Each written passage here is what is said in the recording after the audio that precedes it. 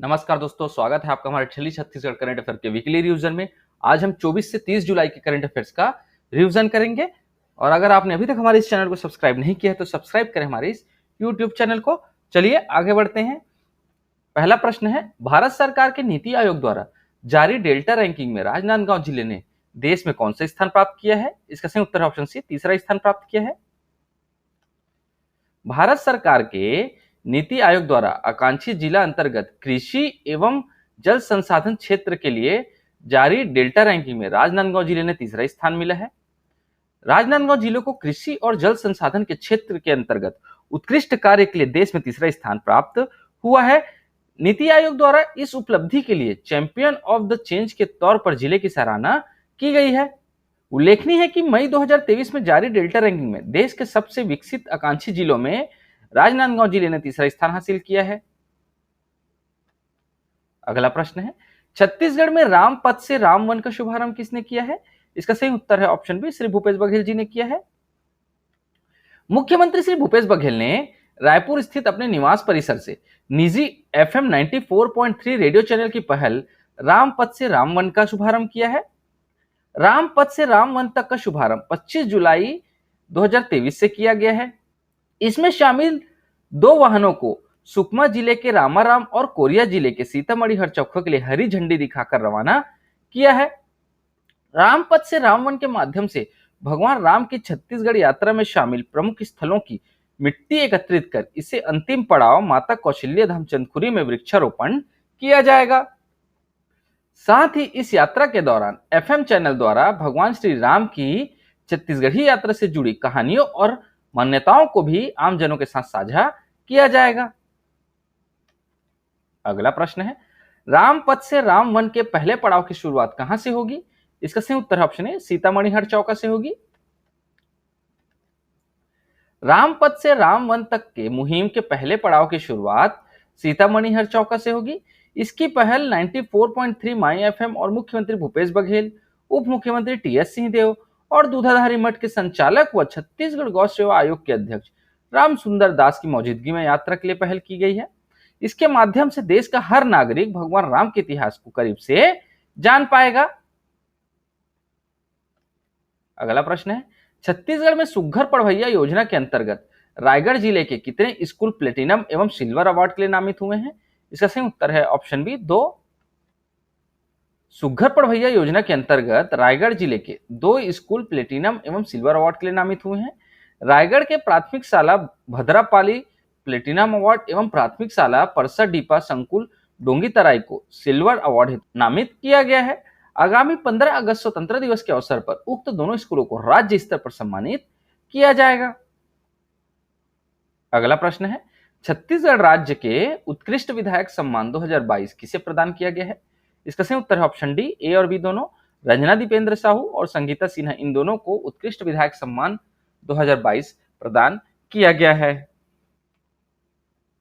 राज्यपाल श्री विश्वभूषण हरिचंदन जी छत्तीसगढ़ विधानसभा द्वारा आयोजित उत्कृष्टता अलंकरण समारोह और पंचम विधानसभा के विधायकों के लिए आयोजित विदाई समारोह में मुख्य अतिथि के तौर पर शामिल हुए।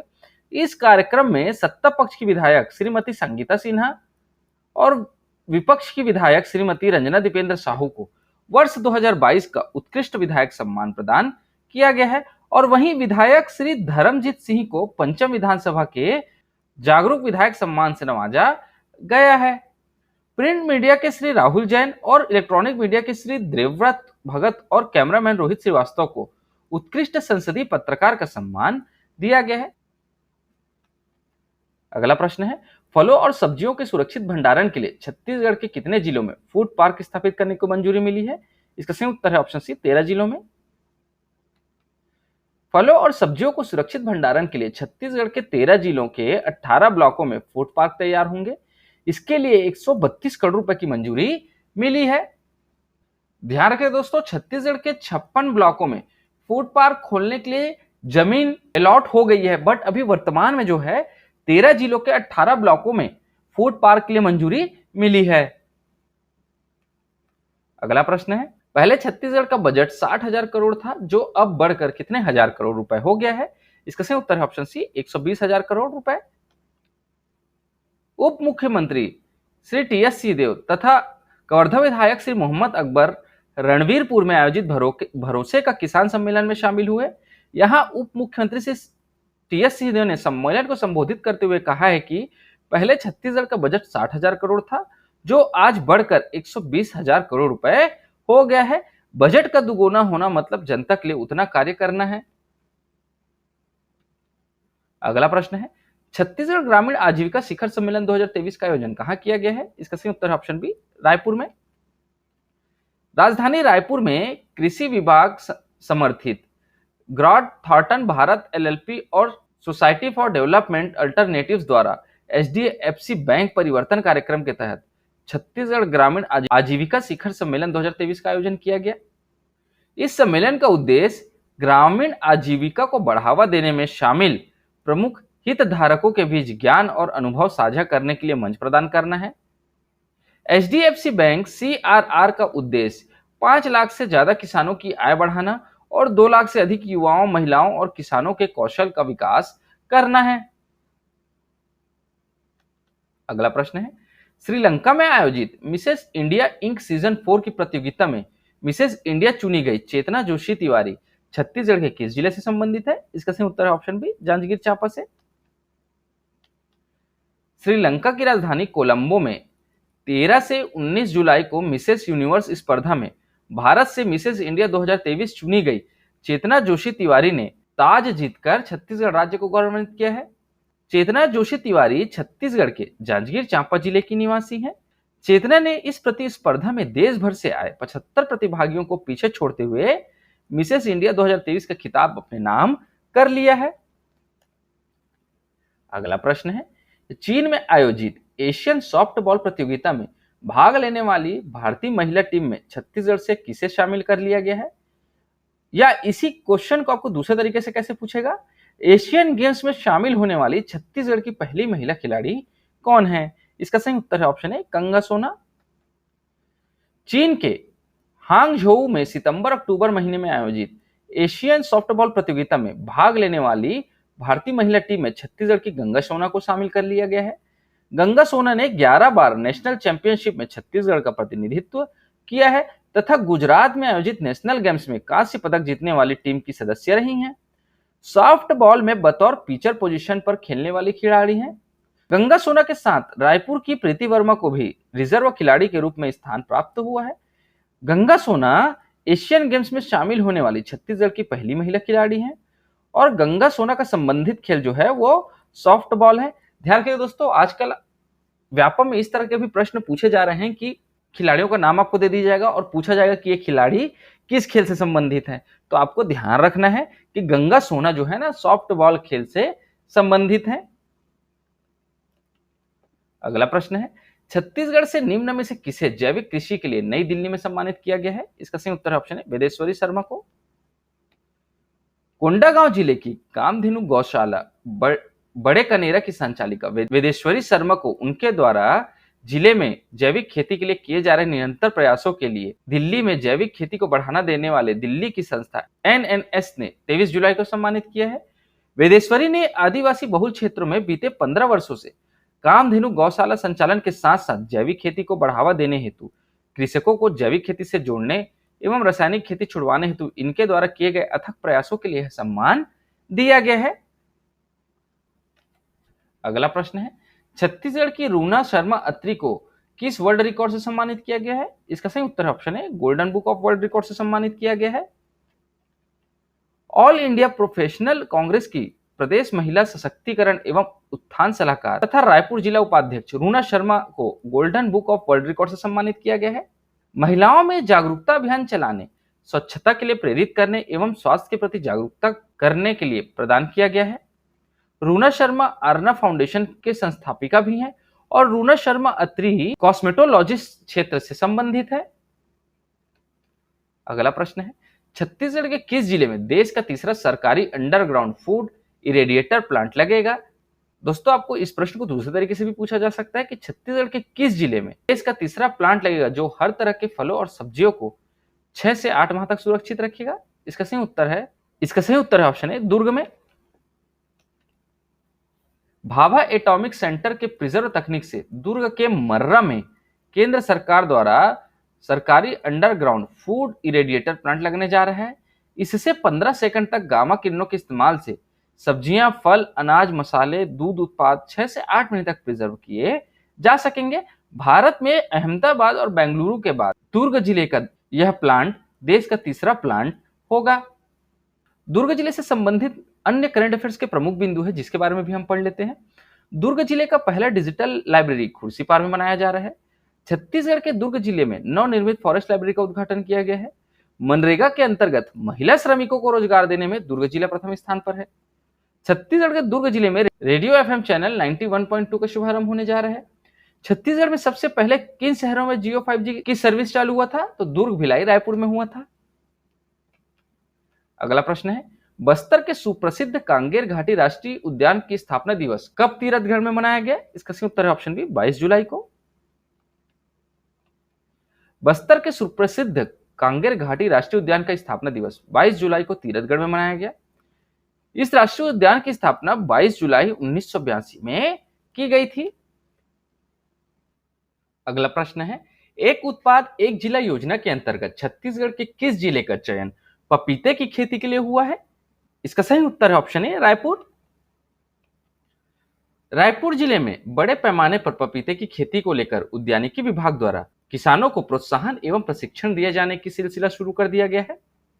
एक उत्पाद एक जिला योजना के तहत रायपुर जिले का चयन पपीता की खेती के लिए हुआ है। अगला प्रश्न है, पढ़ाई के स्तर को बेहतर करने के लिए ऐप लॉन्च करने वाला छत्तीसगढ़ का पहला जिला कौन सा है? इसका सही उत्तर है ऑप्शन सी, सूरजपुर। पढ़ाई के स्तर को और बेहतर करने के लिए सूरजपुर जिला शिक्षा विभाग ने एक ऐप लॉन्च किया है। इस तरह ऐप लॉन्च करने वाला सूरजपुर छत्तीसगढ़ का पहला जिला है जहां गूगल की मदद से ऑफिस में बैठे अधिकारी शिक्षक और छात्रों की उपस्थिति देख सकेंगे। अगला प्रश्न है, छत्तीसगढ़ के कितने शासकीय आईटीआई के आधुनिकीकरण के लिए तकनीकी शिक्षा एवं कौशल विकास विभाग और टाटा टेक्नोलॉजीज के बीच एमओयू पर हस्ताक्षर किए गए हैं? इसका सही उत्तर है ऑप्शन सी, 36। मुख्यमंत्री श्री भूपेश बघेल की उपस्थिति में राज्य के 36 शासकीय आईटीआई के आधुनिकीकरण के लिए लगभग 1188.36 करोड़ की परियोजना पर तकनीकी शिक्षा एवं कौशल विकास विभाग और टाटा टेक्नोलॉजीज पुणे के बीच एमओयू पर हस्ताक्षर किए गए हैं।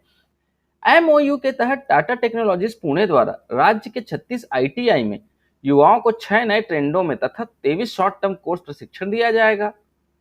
टाटा टेक्नोलॉजीज द्वारा राज्य के चयनित आईटीआई में अत्याधुनिक तकनीकी वर्कशॉप की स्थापना तथा प्रशिक्षकों की व्यवस्था की जाएगी। अगला प्रश्न है, मासिक पत्रिका उजाला समय का विमोचन किसने किया है? इसका सही उत्तर ऑप्शन बी, श्री भूपेश बघेल जी ने किया है। मुख्यमंत्री श्री भूपेश बघेल ने अपने निवास कार्यालय में मासिक पत्रिका उजाला समय का विमोचन किया है। उजाला समय के संपादक जो हैं वो दीपक अरोड़ा जी हैं और उजाला समय एक मासिक पत्रिका है जिसका मुख्य उद्देश्य छत्तीसगढ़ सरकार की योजनाओं एवं उपलब्धियों की जानकारी लोगों तक पहुंचाना है। यह पत्रिका रायपुर और बालोद से प्रकाशित होगी। इस मौके पर अमर उजाला के मुद्रक और प्रकाशक श्री सागर अरोड़ा मौजूद थे। अगला प्रश्न है, दी फ्री प्रेस जर्नल के छत्तीसगढ़ पेज का विमोचन किसने किया है? इसका सही उत्तर ऑप्शन बी, श्री भूपेश बघेल जी ने किया है। मुख्यमंत्री श्री भूपेश बघेल ने अपने निवास कार्यालय में राष्ट्रीय अंग्रेजी दैनिक दी फ्री प्रेस जर्नल के छत्तीसगढ़ पेज का विमोचन किया है। इस दौरान अंग्रेजी दैनिक दी फ्री प्रेस जर्नल के राज्य संवाददाता श्री अवधेश कुमार मलिक ने बताया, छत्तीसगढ़ पेज का नियमित प्रकाशन किया जाएगा।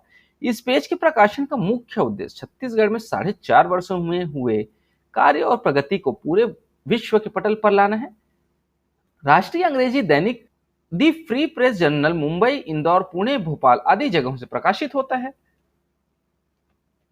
अगला प्रश्न है, छत्तीसगढ़ में निम्न में से कहां सारबिला अकादमी स्थित है? इसका सही उत्तर ऑप्शन सी, सारंगढ़ बिलाईगढ़ में स्थित है।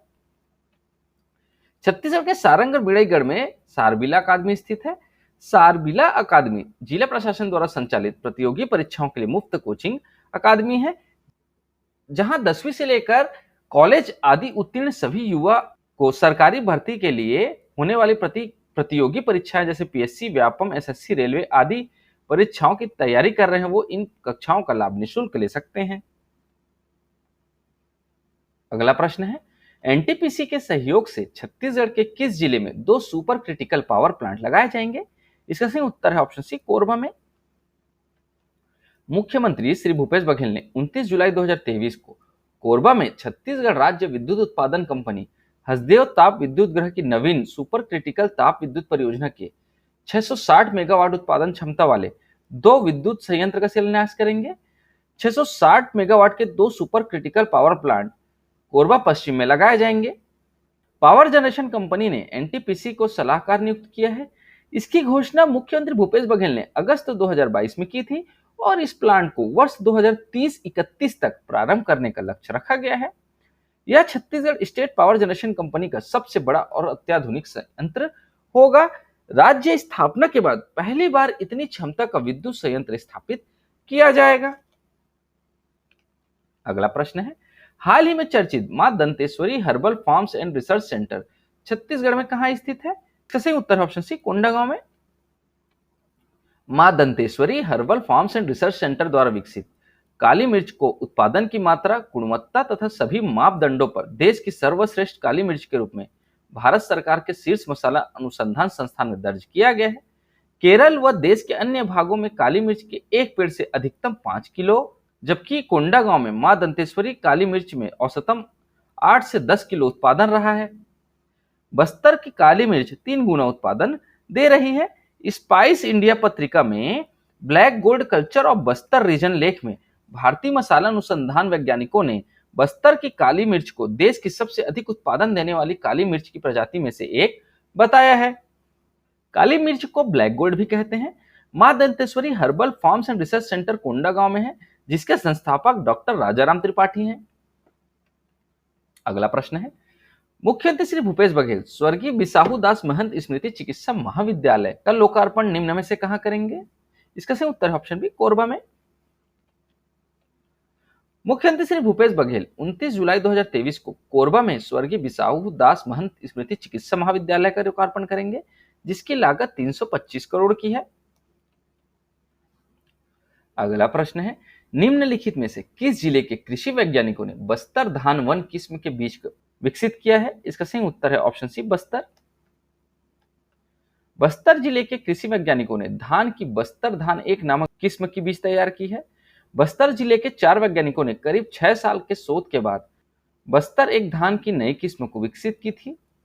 पहली बार बस्तर धान एक की खेती करने वाले किसानों को इस फसल के तैयार होने के लिए लंबा इंतजार नहीं करना पड़ेगा।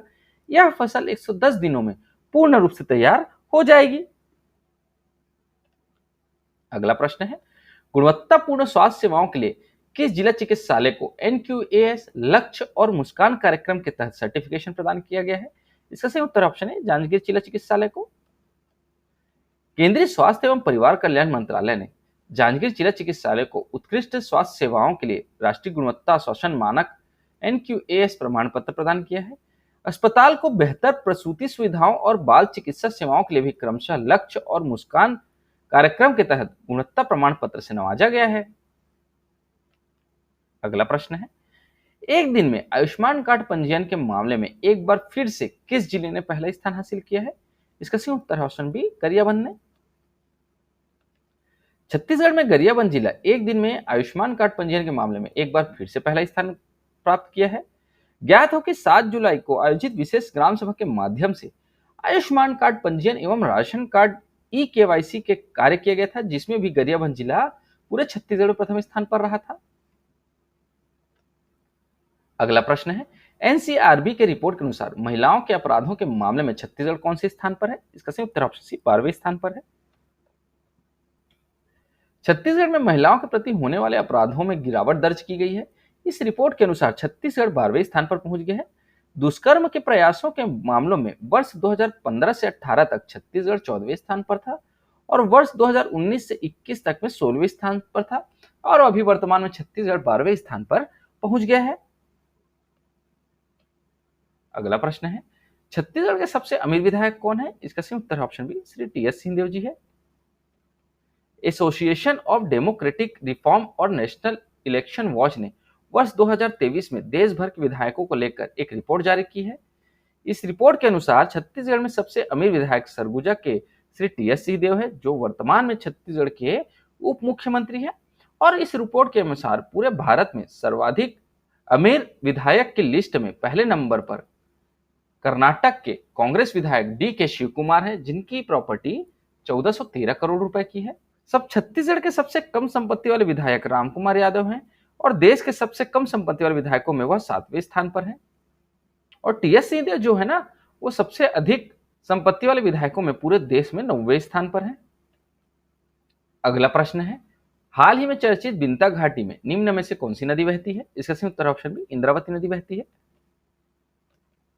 हाल ही में चर्चित बिंता घाटी छत्तीसगढ़ के बस्तर जिले में स्थित है और बिंता घाटी में इंद्रावती नदी बहती है। और बिंता घाटी को राज्य सरकार द्वारा बेहतर इको टूरिज्म का गढ़ बनाया जा रहा है। इसी वजह से बिंता घाटी अभी चर्चा में है। और इस घाटी में बहने वाली इंद्रावती नदी में 24 करोड़ रुपए की लागत से 25 खंभों वाला 600 मीटर उच्च स्तरीय सेतु तैयार किया जा रहा है। अगला प्रश्न है, छत्तीसगढ़िया ओलंपिक 2023 के दूसरे चरण की शुरुआत कब से किया जाएगा? इसका सही उत्तर है ऑप्शन बी, 26 जुलाई से।